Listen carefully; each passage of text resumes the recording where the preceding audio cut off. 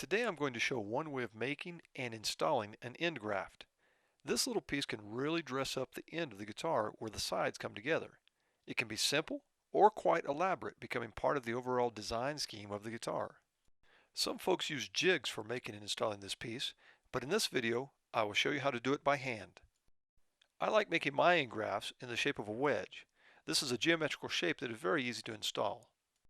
I also like using a piece of contrasting wood. In this case, my sides are Indian rosewood and the end wedge will be Brazilian rosewood.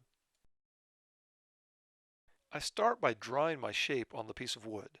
If you place masking tape on it, your lines are easier to see. Then I use my bandsaw to cut out the shape, and I leave the lines when doing this. The reason for leaving the line is that now I can use a block plane to plane right up to the line, and this gives me a nice straight edge at a 90-degree angle to the piece. You could also sand up to the line. If you use a block plane, make sure that you plane from the widest part to the narrowest part. Next, I place the wedge on the sides. You need to decide whether you want the wide part on the top side or the bottom side. Also notice how I have a center line drawn on the piece. Turn the piece over as well and take a look at the grain orientation. You may have some interesting grain that you may want to orient in a certain way. Mark the center line of the end block on both the top side and the back side of the rims. Now place the end graft onto the sides. You will notice that it is longer than needed. This gives me a margin of error when making the cut. I always align the narrow end with one edge of the sides. Also make sure that the center line of the end graft is aligned with the center line of the end block. Now go ahead and draw the outline of your end graft onto the sides of the guitar. Next, take a piece of sandpaper folded into thirds and place it on the side of the guitar up next to the line of the end graft. Then place a small block with a true edge on the sandpaper.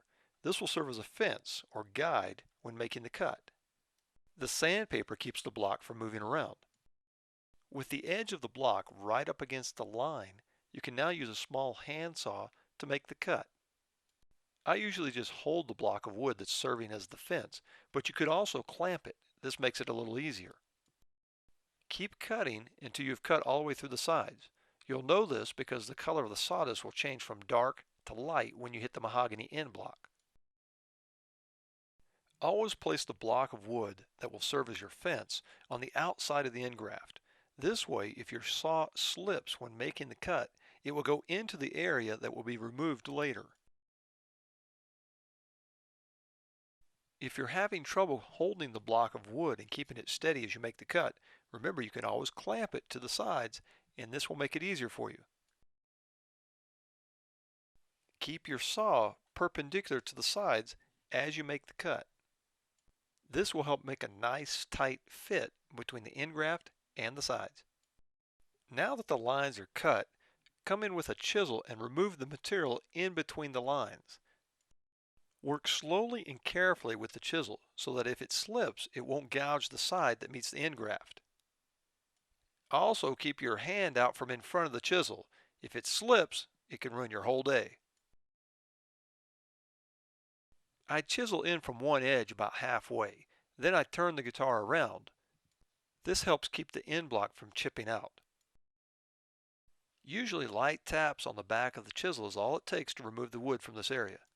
Also, when gluing the sides to the end block, you can go light on the glue in this area because you know it's going to be removed later for the end graft. Now that all the material is removed from this area, we can install our end graft and check for fit. I'm going to be using two light colored veneer strips on either side of my end graft. So I cut them with a veneer saw and then I will install them with the end graft as I glue it up. I do a dry fit and make adjustments as needed before actually applying glue. Use your high-tech glue spreading device to spread the glue evenly, making sure that you get it up on the edge of the side. Rub the purfling lines in the glue on both sides as you're gluing up. Place them against the edges of the sides and then install the end graft. As you insert the end graft, the pressure of the glue will sometimes force the perfectly lines up, so make sure that they stay down. You can use a damp rag to clean up any excess glue. One of the advantages of using a wedge shape for an end graft is that it's self-clamping, but a spring clamp on each end also helps. Once the glue is dry, spend some quality time with a scraper and you'll have a fine looking end graft.